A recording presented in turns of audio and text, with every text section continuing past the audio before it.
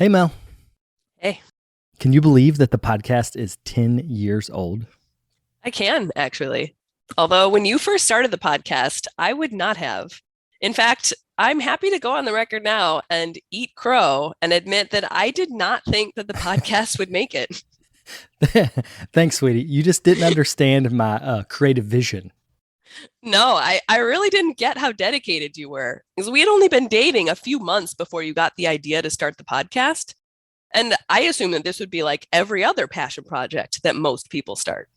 Kind of like when you tried to play the banjo. I took 2 whole months of lessons. But you really put a lot of effort into becoming a podcast host and producer. It's really impressive, and I'm really proud of you. Aw, And while I'm eating crow, I want to say that I wasn't sure about the 10-year anniversary poster either. And for any other listeners out there who aren't super into concert posters like Ben, let me say that they are gorgeous. Beautiful illustrations, beautiful colors, printed on really lovely paper, and they look great framed. I mean, they're really nice.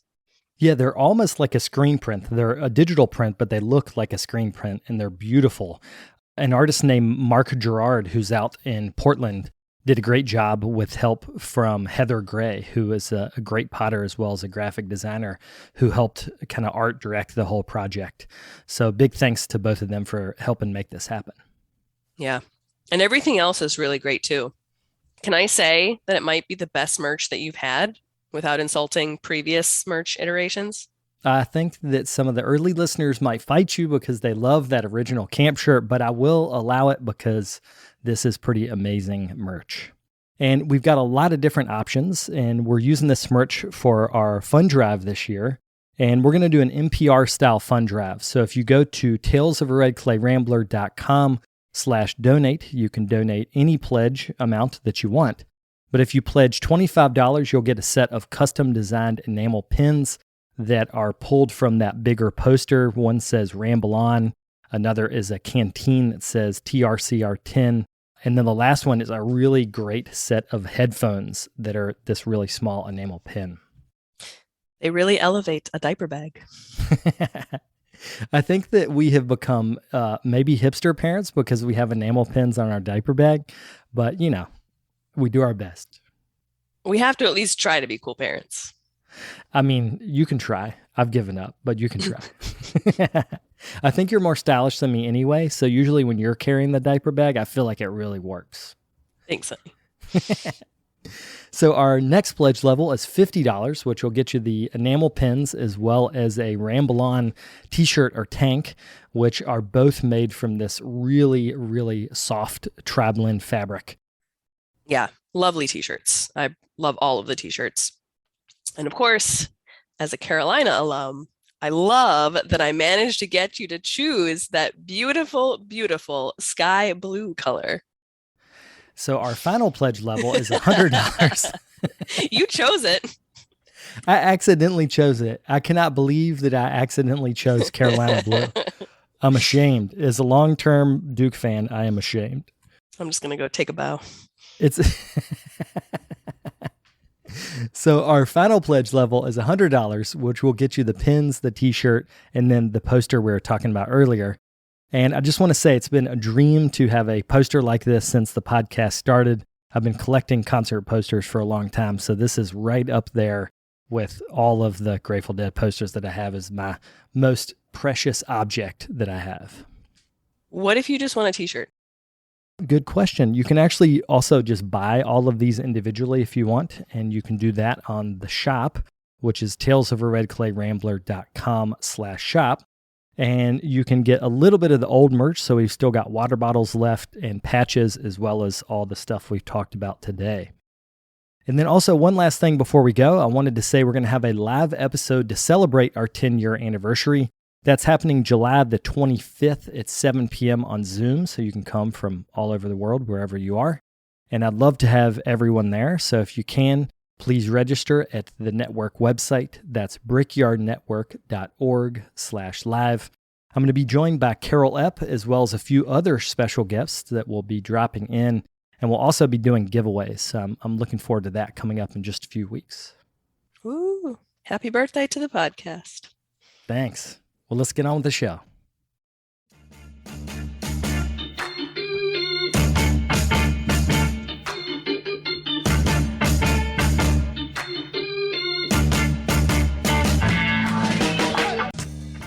Welcome to the Tales of a Red Clay Rambler podcast, featuring interviews with culture makers from around the world.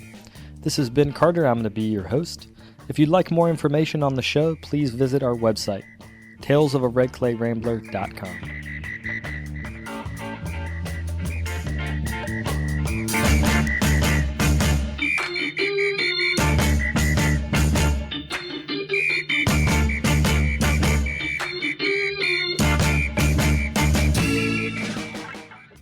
Welcome back to episode 423 of the podcast. Thank you all for tuning in. Today on the show, we are welcoming back Keith Brymer Jones, who is talking about his new autobiography, Boy in a China Shop. You'll probably know him from his role as a judge on the hit show The Great Pottery Throwdown, which you can see in the US on HBO Max, or as the mastermind behind the ceramic manufacturer Make International, where he collaborates with brands like Tatty Divine, as well as organizations like the National Trust. If you'd like to find out more or to see examples of his work, you can go to keithbrymerjones.com. Without further ado, we'll get to the interview.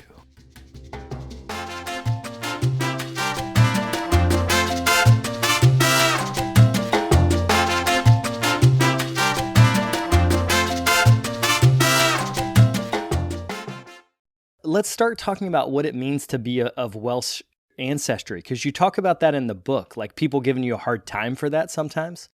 Oh God, yeah. I mean, Welsh.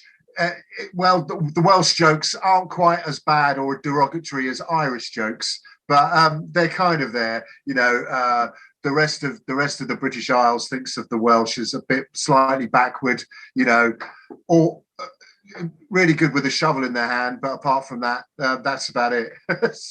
so yeah, but no, my Welsh background goes back quite a long way. So it's been interesting delving into that for the book, actually. So and there's certain things that Mick, my eldest friend who helped me write the book, found out about my family that I didn't even know about. So it was all good. Yeah, I feel like in our modern era, this is like a new way to look at family history, is that you can do research in a way that you couldn't do unless were going to go to these small towns and go to the court of record and look people up. I know. I mean, it is amazing. And yeah, you can learn so much just from your own background, but also, when you stick your head above the parapet, people get in contact with you. And I've had old relatives get in contact, writing to me, giving me all these like weird and wonderful photos from way back when. So it's quite bizarre, really. Yeah. So I wanted to talk about your childhood. That was one of the beautiful things about the book, is that I got a sense of you as a person that's forming, like someone that grew up with real life experience. And you had an experience with bullying, with dyslexia, and OCD. It's kind of the trifecta of getting picked on when you're a kid. So can you talk a little bit about that era in your childhood? Yeah, well, I mean, basically, children at school are fairly harsh anyway to each other. It's probably a natural way of sort of sieving out what's socially appropriate and what isn't. And some kids, learn from those things, and some don't, and grow up to be maybe presidents of America, maybe perhaps.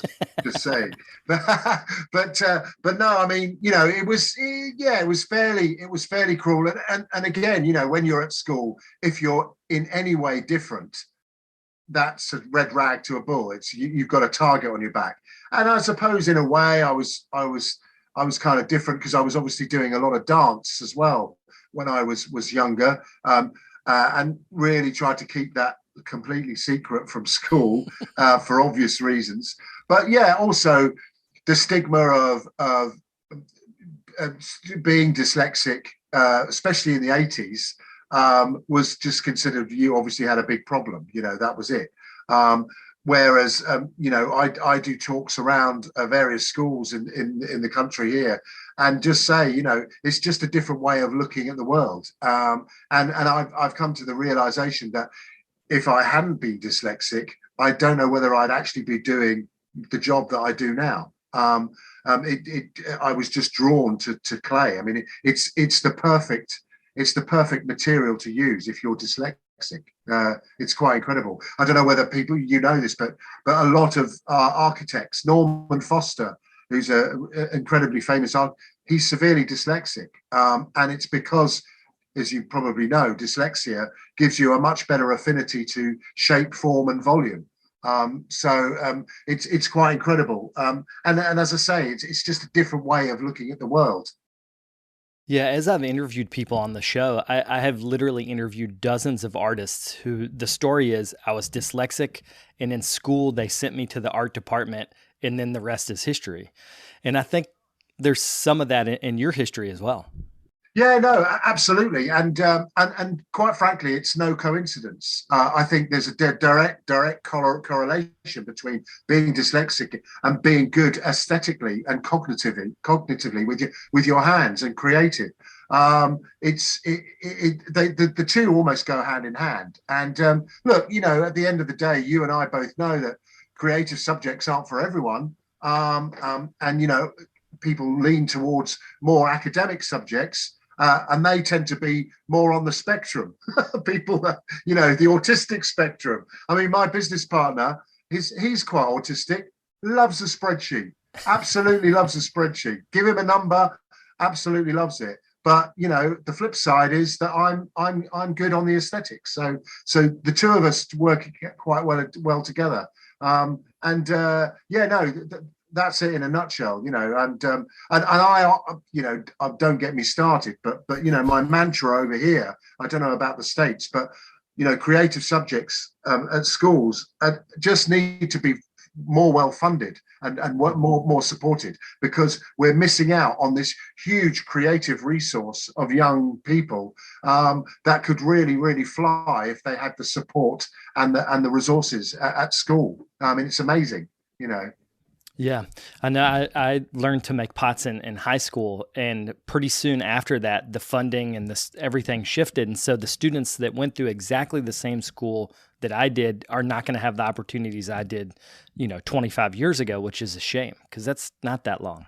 Yeah, it is a shame. And I'd go even further and say over here, it's criminal. It's actually criminal because you're denying half the population of a creative outlet, but actually opportunities for them later in life. And surely that's what school's all about, to give people varying swathes on different levels of opportunity. And if we're stifling that creativity at school, let alone when in future years when you grow older, it's not great. It's not a great society. So yeah.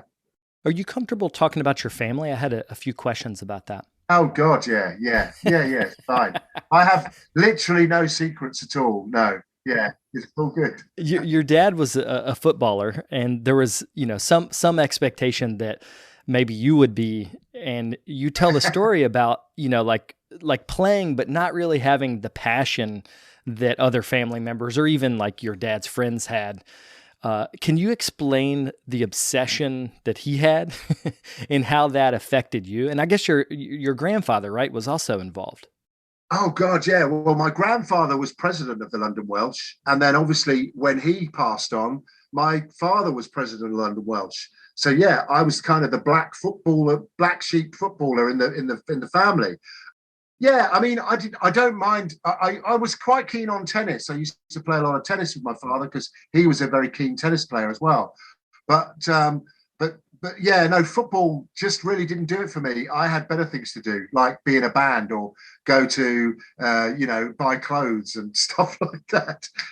But I did really enjoy the interaction with the other members of the team.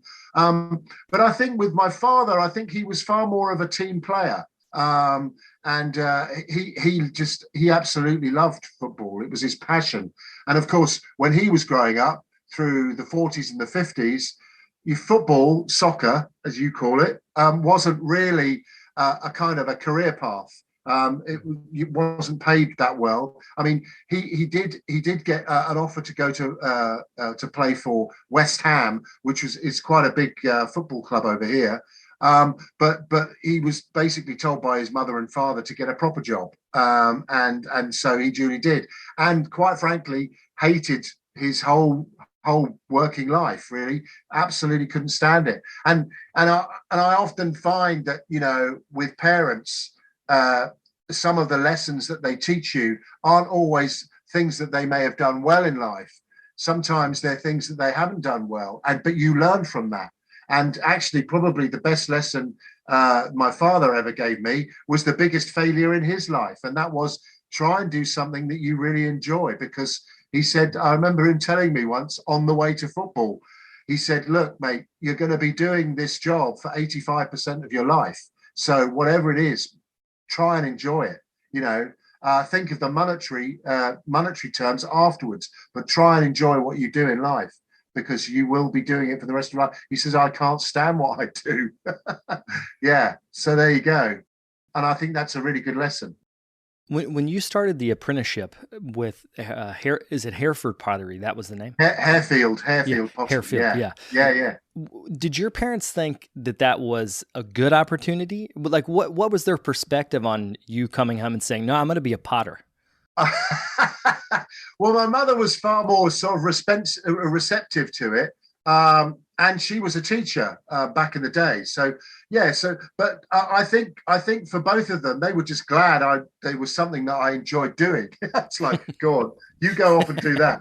That because, all through my school, I didn't particularly struggle that badly. I mean, maths, English, pretty good, not too bad. English, obviously, I struggled with because of reading. But no, it was obvious from the outset that I was going to take maybe an alternative career path. And when I sort of piped up and said, look, I'm going to go for this job in this pottery out near Watford called Harefield Pottery, they said, yeah, okay, fine, do it. I think they were just relieved that I was actually doing something. So yeah, it was good. Yeah. I've heard you talk about the workload during that point in your life, and I didn't fully understand it until the book, that you literally would either be making clay for the people you worked with or later on throwing all day, all day. All day. And then at night you were playing in a punk band and playing gigs at night. So from the time you woke up, you explain this in the book, like from 5 a.m. till, I don't know, 1 p.m, you were working in some way.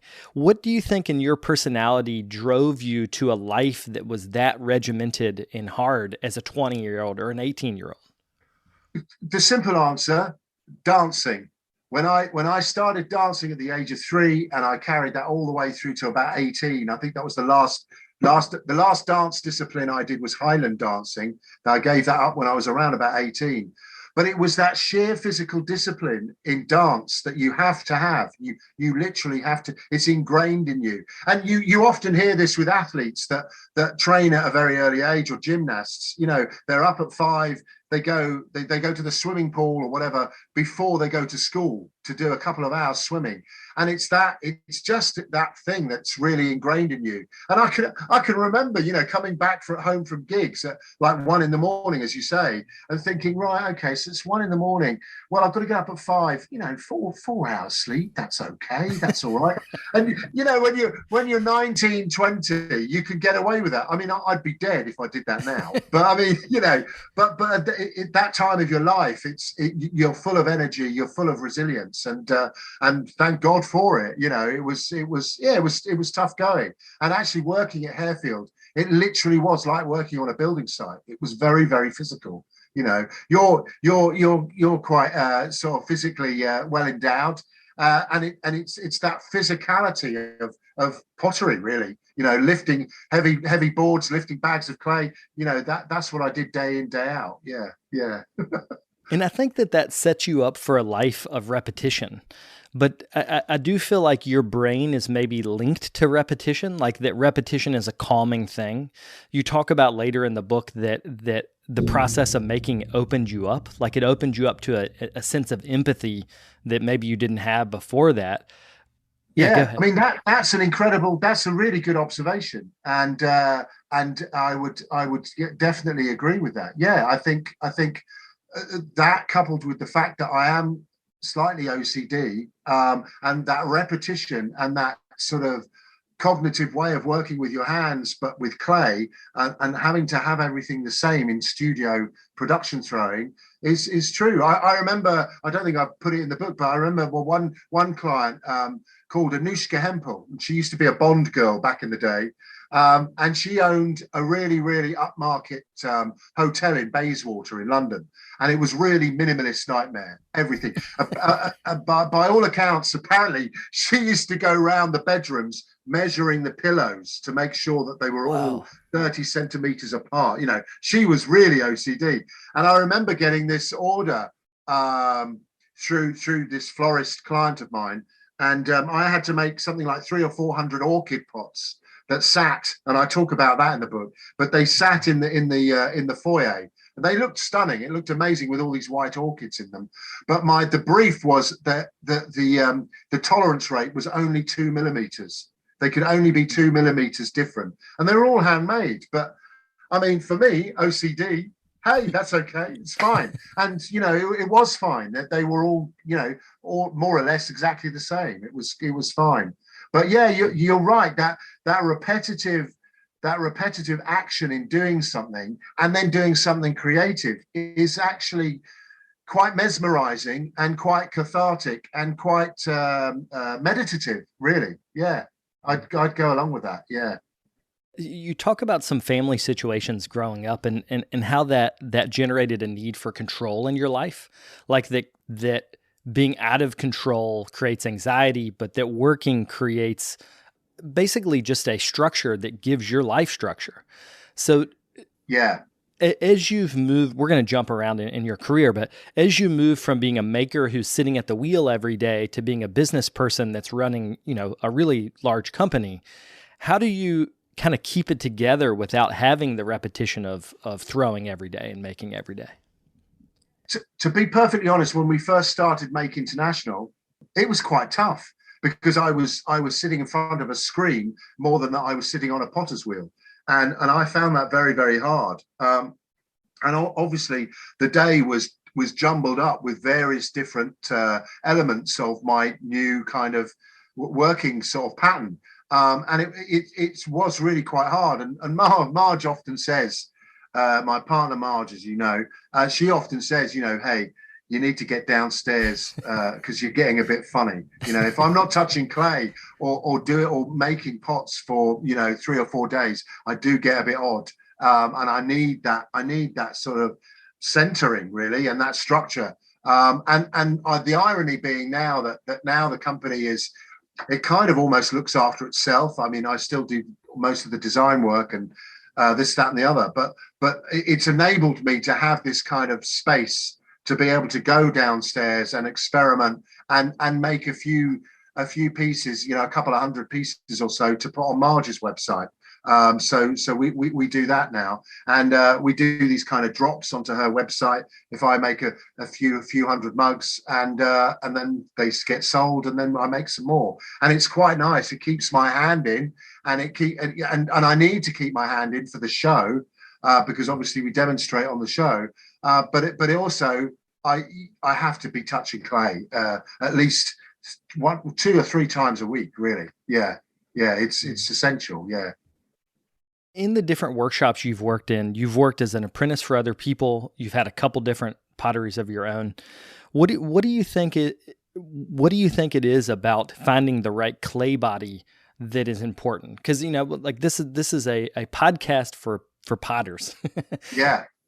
And clay is the thing you're moving around. Like if you're making 1,000 pots a day, in some cases early in your life, you can't have a clay that has pop outs, that has all, you know, the defects that sometimes happen in clay. How did you figure out, like, this is the clay body that I'm going to make a career on? Well, that's the thing. I mean, you know as well as I do that different clays have different personalities, just like humans. Don't worry. I'm not going to go funny on you. We're not like clay. But they all have different personalities, and they have different strengths and weaknesses. And it's finding that the particular clay that you want to work with for the particular style of what you do. Now, obviously, in my capacity as designing and making for retail stores, I had to find the right clay for that particular order. So for a long time, I did work in just stoneware.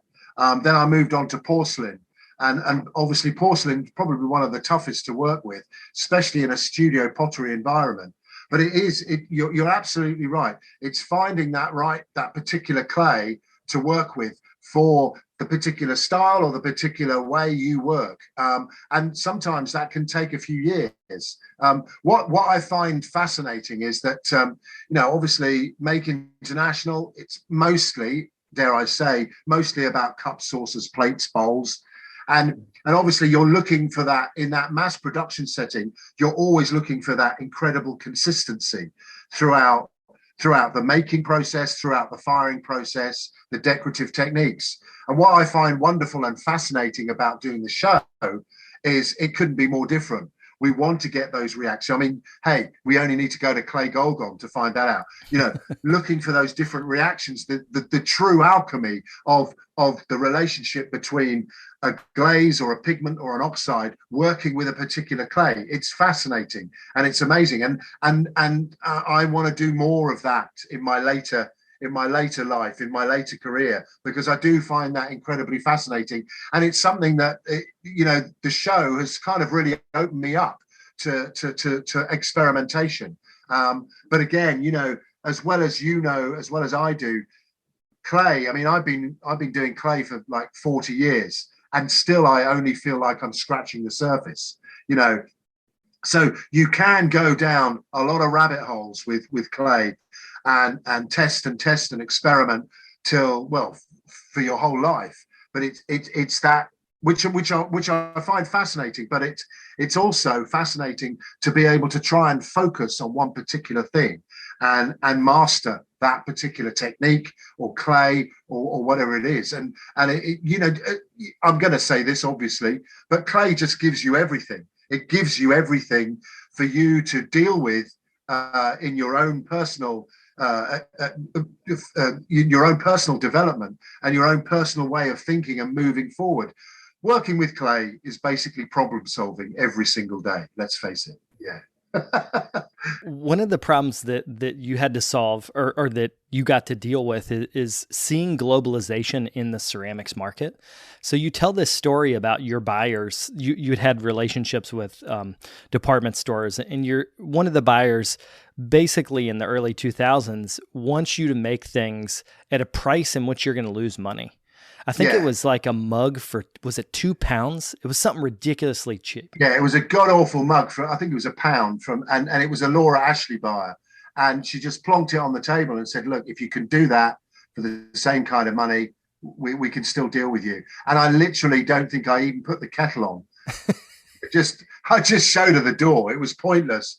And maybe you're the same. You always try and bend over backwards to help anyone and to really figure out a way. But even I just realized the writing was on the wall and there was no way that this was ever going to work. So yeah, and it was at that point that I realized that later on down the line, the kind of market that I was involved in, this studio ceramic throwing for retail companies, it wasn't lining up. The margins just weren't there. And hence that's why I started doing, mass production. And it feels like a moment in every potter's life where you can either get really depressed because you've chosen a life path that financially is not great, or you can think this is just another problem to solve. So you eventually went towards mass production, but you had to, one of the things you talk about in the book is that what held you back from doing mass production earlier is that you wanted other makers to have the same skills you did. It was a quality thing. Like you had to have the quality from the factory you were working with and be able to depend on that the same way you could depend on it coming out of your own hands. Absolutely. And that is one of the reasons why I go to China a hell of a lot. Not so much in recent years because of pandemic, but when we first started the company, I was going over 8-9 times a year. And then in the later years before the pandemic, I was going over about 3 or 4 times. And I literally work in the factory with the workers. And it's the same, quite frankly. And I've been to many factories in Stoke and various places around the world. And quite frankly, the relationship the worker has with the material is exactly the same as the relationship a studio potter would have with it. And that's an amazing concept, but also it's understanding the material itself in order to achieve the end goal of what you want. And quite frankly, if I hadn't been able to go to the factories in China or wherever, I don't know whether I'd be too keen on actually working in this way. But the fact that the clue is in the name, China, as in China. It's amazing, and the tradition over there and the history of Chinese ceramics. Well, I don't need to tell you, is just amazing. So, but it is that relationship with the clay, and it's the same in a factory setting as well as in a studio setting. It's just the way you use that particular material within the two spheres, if you like. What did the workers think when you decided you were going to work on the factory floor? They were amazed. They couldn't really believe it. And my nickname, I don't know whether I put this in the book, but my nickname in China is, they call me the big fat white hairy gorilla. That's what they're very literal, the Chinese. And obviously, I tower above them. The factories are usually quite hot. So I'm usually scantily clad, just t-shirt and shorts or whatever, sometimes not even a t-shirt. And they're just fascinated. The Chinese are fascinated by body hair, quite frankly. And they literally, they'll get their phones out and take photos of this hairy monster in the factory. And I love it. But it's also that you're playing into the whole kind of social strata and the culture of China as well. What the hell does a white Westerner who's come over here, big boss man, want to do working with all the workers? And I'm always drawn to actually expelling the norms, expelling those stereotypes. And I actually love it. And I absolutely love working in the factory because I'm near the clay, basically. My business partner, not so much, but me, absolutely love it. Absolutely love it. Yeah. There's so many times in the book where you give us a little glimpse into your psychology. And that was one of those moments. Like, you want to get your hands dirty. You want to be on the floor with the workers. And I think that work ethic probably started on the dance studio. Like you talked about being a trained dancer from 3, basically till you got too big at 18, right?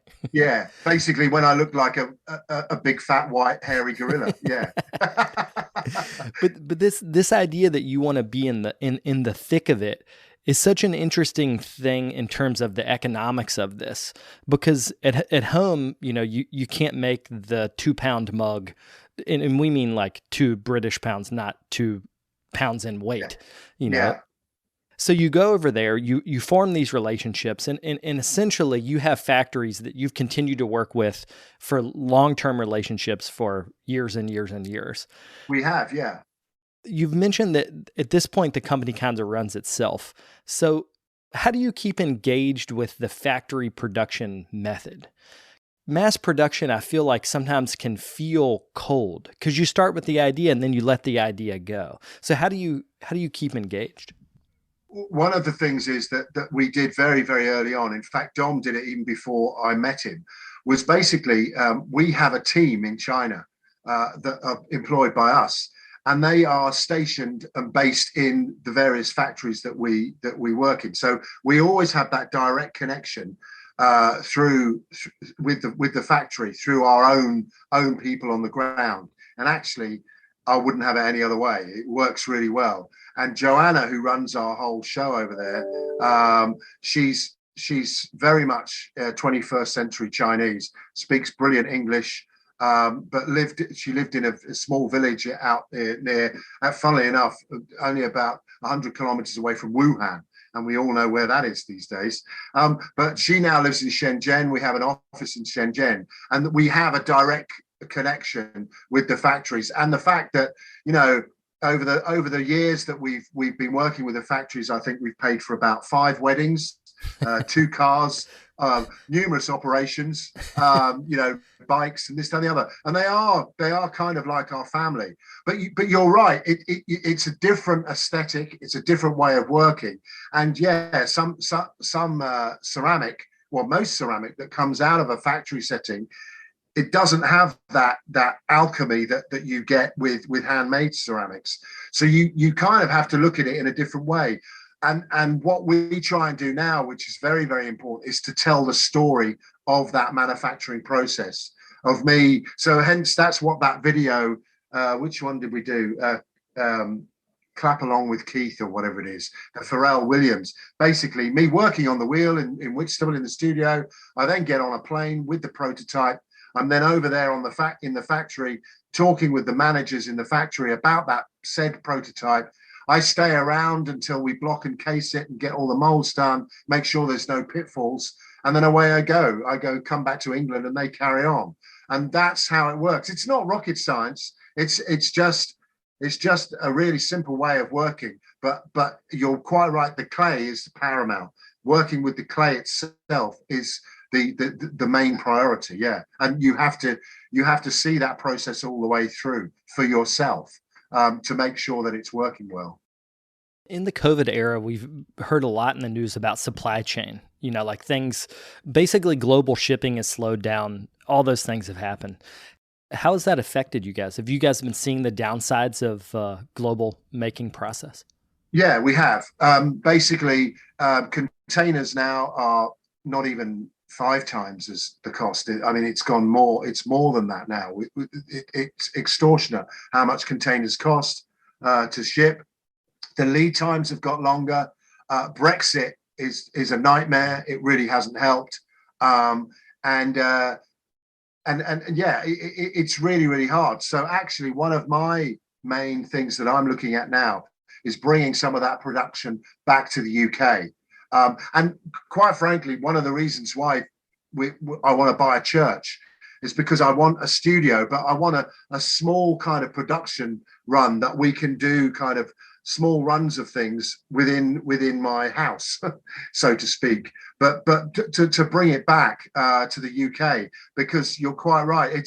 It's ironic, isn't it? We often hear the world is getting smaller, but it's getting. There's so many things that are wrong, and that communication, especially with business, is really hard. And dare I say, we only have to sort of mention Ukraine and what's going on there, Russia, China. It's all very, very strange and very sort of politically unstable. And we've seen in America that the whole shift from Make America Great Again and that kind of what's the word? Sort of hibernation.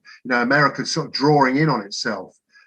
To a certain extent, yeah, you have to take people with you and support the local population. But also, the great thing about trade, worldwide trade, is that it's brought us a lot of people together. And when you run a business, when you work for yourself, where there's a will, there's a way, and the glass, it always has to be half full, always. And it's flipping problems on their head. And I often talk about my dyslexia being a problem that I have literally flipped on my head, and look at it the way, like, as I've just mentioned, if I didn't have dyslexia, would I be doing the job I'm doing? It's actually benefited my job having dyslexia. We'll be right back after a quick word from our sponsors. This episode of the podcast is sponsored by Amoco Brent. For the past 100 years, Amoco Brent has been creating ceramic supplies for our community, ranging from underglazes to electric kilns, and they have no plans of slowing down. With over 3,000 products, Amoco Brent's top priority is making sure that all of their customer needs are met. From the professional to the student and everyone in between, their high-quality materials enable you to make your best work. To learn more, check them out at amoco.com or on Instagram and Facebook at Amoco Brent. You can also show them how you use Amoco by sharing your work online with the hashtag HowIAmoco. Today's episode is brought to you by the Rosenfeld Collection of Functional Ceramic Art. The collection exists as an online resource for research and inspiration, featuring photos of thousands of objects made by over 800 artists. The images are high quality and can be used with no permission required, making them a great resource for students and teachers. To find out more, visit rosenfeldcollection.com.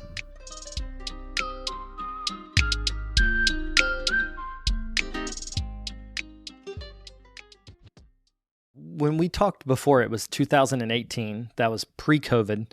The plan was to move some of this production back into the UK, but Brexit was happening, or the Brexit was growing and happening.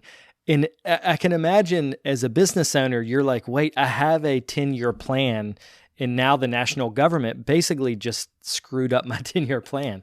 So can you talk about trying to pivot around really an economic national shift in your country? It's hard, and you know, obviously, luckily for us, we had production outside of the UK. But as you quite rightly say, we were looking to do production in the UK.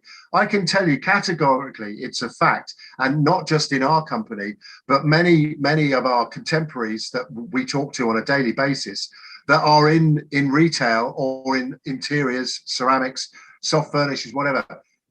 When Brexit happened, there and kicked in basically at the beginning of this year, all the new restrictions, literally our European sales went to zero, literally overnight. We could not export into Europe. So what we now do is direct ship from China into a European partner, a distributor of ours in Belgium. And he then distributes. But it's been a nightmare, not just for product, but for farming, for the fish industry. It's I can't seriously. Yeah, I am anti-Brexit. Obviously, the whole ethos about Brexit is wrong in itself. But that aside, I literally can't think of any benefit whatsoever in the whole Brexit exercise. And I can see it being reversed at some point. It has to. So yeah, it's just when you think, I've said it to Don, my business partner, literally the other day. Just when you think you're getting ahead, things are really working well for Make at the moment. And actually, in pandemic, our online sales went through the roof. It was amazing. But just when you think you're getting it right, some other outside force, i.e. the government, will put a spanner in the works, and the whole thing has to be rejigged and realigned to cope with whatever issue has just come up. It's mad. Well, it sounds like you guys figured it out, though. Not in terms of bringing the production back home, but having that partner in Belgium. I'm sure it's a pain in the ass setting that up, but now that you have that, I'm sure it's making everything way easier.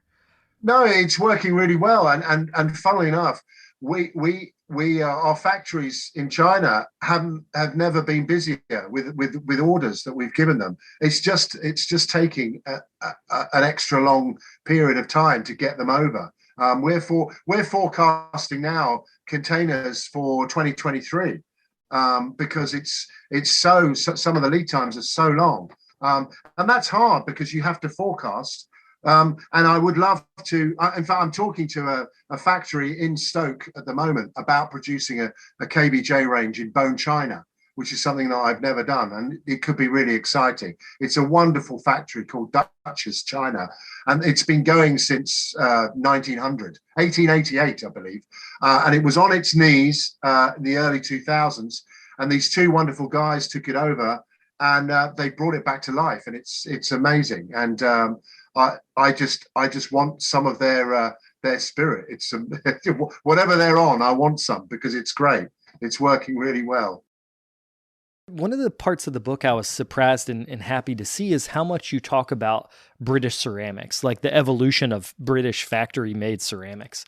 And at one point you talk about that even though there's less potteries working in Stoke, there's more objects, there's more units being made today than there ever have been because of mechanical efficiency. Automation. Yeah, absolutely. Can you talk about that? Because a lot of Americans don't quite understand that the factory history of Britain and how that shifted. Yeah, well. So in a brief history, in a nutshell, Stoke-on-Trent started to exist because it had clay underneath the ground, and two, it had coal. Clay and coal. You had the heat source to fire the pots. You had the material to make the pots, and that's how Stoke really came to the fore. And it's actually amazing. It's an amazing example of a whole industry in Stoke-on-Trent not moving with the times. And actually, I don't know whether you've heard of a bottle kiln. These bottle kilns, there were literally thousands of them all over Stoke, and they were firing with coal because coal was literally beneath their feet. It was incredibly cheap. Forget about the toxic, landscape. We'll just use it because it's cheap. And it never moved on because of that. It was so easy to make pots with this coal, and the investment never really happened. And of course, yeah, I could do a Radio 4 program on this, but of course we have the class system in England. So you had all these factory owners all lording it up, all living in the countryside of Stoke, and you had all the workers in hovels living in Stoke working. And basically the factory owners were still making as much money. Didn't matter if the workers died from lung disease or whatever. They used to call it potter's rot. And so the industry slowly declined. And the ones that did sort of invest or emerge out of the pot banks not being able to use coal anymore in I think it was 1958, the Clean Air Act came in, and all bottle kilns were basically banned. You weren't allowed to use them.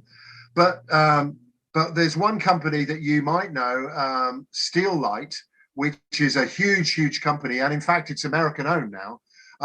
They have a big presence in Stoke. They produce about 250,000 pieces a week from their factory. They employ, I think, about 200 people, but actually compared to the amount that they make, that's quite small. And if they were ever to pull out of Stoke and move to America, which I kind of see it happening, it would be devastating, really. But there are factories. Port Merion are still there. Wade's, Duchess China, Churchill, Denby. They're all Royal Crown Derby. These are all factories that have an amazing history, but they're feeling the pinch. And of course, coming back to my statements with Dom, we now have the gas price going up, which is a further burden on industry. And I'm obviously you're in a much kind of more reliable position in the States, because you're almost self-reliant with fuel, basically, with energy, which is fantastic. But over here, not so much. But it's tough. But yeah, there is a hell of a lot of ceramics still being produced, and it's slowly emerging. And what we found over here, though, since the show, is that studio potters are being valued far more than they ever used to be. And you can actually make a fairly decent living by being a studio potter. There's this emerging market of people recognizing the value in what people make, which is wonderful. Yeah, this is a good segue into the show. I think when we talked before, you had recorded 2 seasons, and it was famous. People were recognizing you on the street. And actually, yeah. I got on Wikipedia just to look at the entry for the show, and I didn't realize that the first 2 seasons they were some episodes would have 3 million viewers, but then the latter seasons have gotten even more popular. And I think when the COVID era hit, you guys came out on, was it Channel 4? What's the most recent? Channel 4. Yeah. Well, yeah. So we moved from the BBC had two shows, 2 series. Then we moved to More 4. And then we moved from More 4 to Channel 4. We're now on the main Channel 4 channel. And it's amazing. They're over the moon with the figures, the response. And actually, HBO, it's just come out on HBO, and of course you can stream the whole series. So I'm now getting loads of messages from you folks over in the States saying what a brilliant, because they binge watched the whole thing, and it's amazing. And I have to say, I think probably the last show is probably the best one we've ever done. Some of the making is incredible. Their throwing skills weren't so good, but that was great because it made me look good. But their hand building skills were fantastic, and it's just going from strength to strength. In fact, I've just come off a Zoom call about the challenges for the next series. So watch this space, as they say. Yeah, it's all good. well, COVID gave you guys a huge boost because people were at home. They were alone in some senses. They wanted to watch something. They turn on the TV, they watch people make things, and then they see you judging the people, but also being emotionally vulnerable in the process of that. So what is it you think that our modern culture likes about seeing people make things? Because it somehow same with the British Bake Off, it somehow taps into something. I'm not sure what it is, like why people like so much to watch other people make things. Yeah, it does. And who knew a pottery program on telly? I mean, I remember being first approached and saying, really? Because I know that the process takes forever to make one mug, let alone 6,000. But obviously with editing and the magic of telly, we're able to sort of have 2-day breaks for things to dry out and this and the other, and they piece the whole thing together. And I think it's again, it's that contradiction. We're all using these. You can literally find out anything in the world from this, and everything is so instant and everything is so immediate. And the thing about baking or sewing or pottery, it's that you're actually doing something cognitive with your hands, your brain, heart, and hands. That's the way I say. And it's fascinating to watch. And of course, when you do something creative, it's not just the thing that you make, it's the reason behind it, which I think people find more fascinating. As Marge often says, it's not just a pottery show. In fact, the pottery is almost insequential. It's the people. The people invest in the people making the ceramic. And I have to say, ceramic pottery is the perfect vehicle for developing one's emotional message through. I mean, we've been doing it since we were walking on the earth. So, it is an incredible medium to express yourself with, 3-dimensionally, 2-dimensionally, or even just to eat something out of. It's an amazing substance. So when you think about these challenges, you're trying to, you and the show producers, you're trying to do something that's hard enough that will be a challenge, but you don't want them to fail. I mean, failing on TV looks like failing off TV. Like it's not great if they actually full on, no one can do it. So how do you guys figure that part out? It's tough. And I must admit, I'm always incredibly surprised, inspired, and amazed by what the makers do every week. Now, with the main challenges, they are actually given those about 3 or 4 weeks before we actually start filming, so they can practice at home. They can look at all the pitfalls and figure out what they want to do. But yeah, you're absolutely right. We've got to get the balance right. I think it was David Bowie that once said, if you work in the creative field, just make sure your toes are just touching the bottom of the pool. Don't be completely out of your depth, but just be in that slightly uncomfortable zone, because it's that zone that really pushes your creativity. And my God, does it, within the show. It's fantastic. But then again, at the same time, we don't want to see a load of ashtrays every week. We don't want to see someone make something that's really easy. There's got to be that fine line. But also, the program is not there to set people up to fail. I would never want to do car crash TV, as I call it. Setting people up to fail, it's just so lowest common denominator. And we've got to respect the people that come on the show. This is their passion, whether they're on a TV program or not. And here they are on national TV doing something they're really passionate about. And not only that, they're getting judged for it at the end of every week. So you have to be really respectful of that and the whole process that encompasses. And so, we're very mindful of making the challenges, feasible. Yeah. So there's the on TV part of that show, but then a lot of times the cameras aren't rolling as shots are getting set up, and as the contestants are trying to make things and all of that. How much do you end up playing a mentorship role off camera? Like, do any of those folks turn to you and say, Keith, actually, how do I do this as a lifestyle? Well, okay. As a lifestyle, yeah, maybe after the show's filmed, we can talk about that. But do you know what? When we're on set, that's the only time we interact with the potters. We're not allowed to interact with them off set, off camera. They have a separate green room to us. And so, and I think there's a number of reasons for that. But that interaction we have in front of the camera is basically the only interaction we really are allowed to have. Obviously, the presenters, Siobhan or Ellie, this particular series, they can have more banter with them. But us as judges, we're not allowed to really fraternize with them at all. So whatever advice we give them, whatever sort of judging skills we have, it's all in front of the camera. Yeah. But I do get to know them afterwards. In fact, I'm going to a pottery festival on Friday, Potfest down in Sussex, and no doubt quite a lot of them will be there. So I'll meet up with them there, which will be great. You've become kind of a de facto ambassador for ceramics as a whole. You do a lot of festivals. The book in a way, like writing this biography, is a way for you to let sort of the bigger public know what the life of a potter is. So that role as an ambassador, is that coming natural? To be honest, it's weird. It's really weird. When I first did the first show, and my name was announced, it was like, who the bloody hell's he?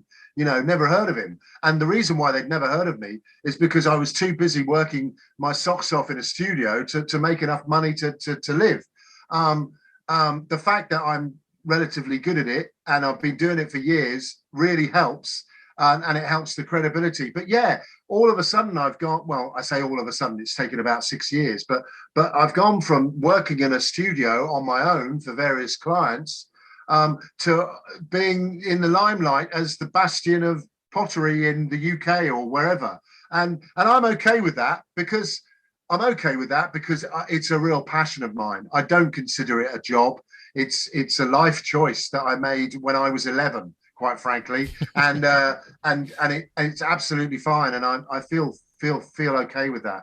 And for me, the main reason for doing the show in the first place was to extol the virtues of ceramics and pottery to a wider world that maybe not necessarily have ever experienced that or had no knowledge of it. And for me, it's about the value of what we make, which is great. Marge has a great saying: we know the cost of everything and the value of nothing.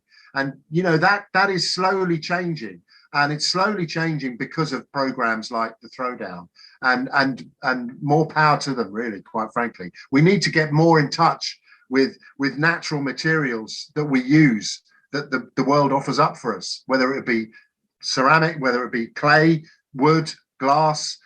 These are natural materials that we've used for thousands of years, and we need to get more in touch with that. And maybe then we'll start valuing the earth more, and dare I say, climate change. Well, I think that's a good place to wrap up. Can you let people know where they can get the book? Yeah, so the book, I think the book is going to be released officially on the 6th of May in the US. You can get it on Amazon.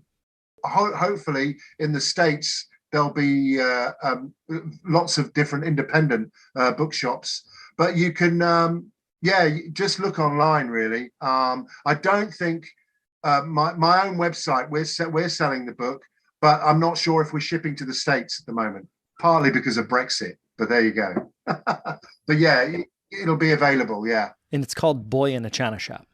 Yeah. Great title. Well, good to see you, Keith. I really appreciate you doing this. Yeah, it's great. Cheers, lovey. And look, you take care. And you never know. Hopefully, I'll see you at the next Goal Gone. Yeah, that sounds great. If we come over to the States to do a show, we'll hook up. Yeah, that sounds perfect. Good to see you. Great. See you later.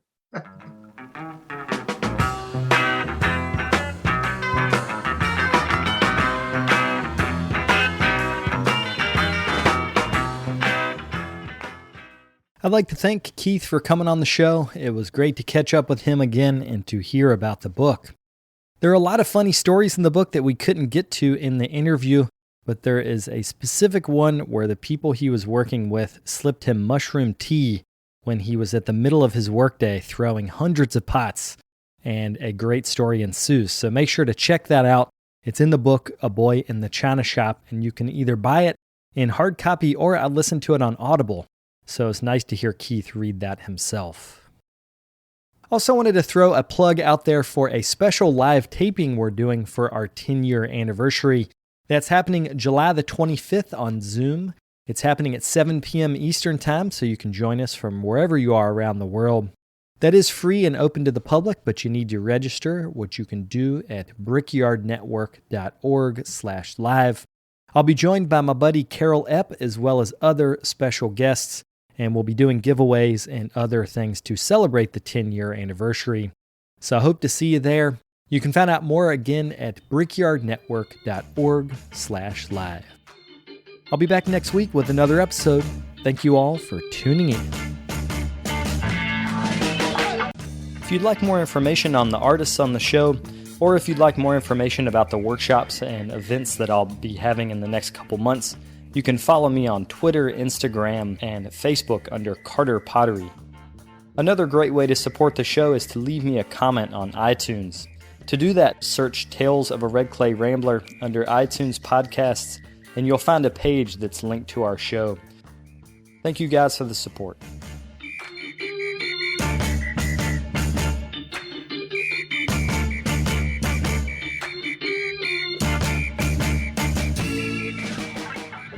We respectfully acknowledge and honor all Indigenous communities whose lands we reside on in the United States, and recognize that we are uninvited guests on the occupied, unceded, and ancestral lands of over 500 nations indigenous to North America.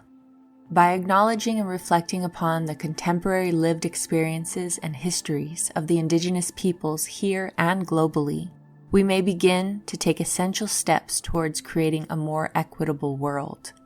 Learn more through the hashtag Honor Native Land initiative of the U.S. Department of Arts and Culture, and consider contributing to Indigenous-led organizations doing important work to further health and wellness, sovereignty, and self-determination of the first people of the lands you reside.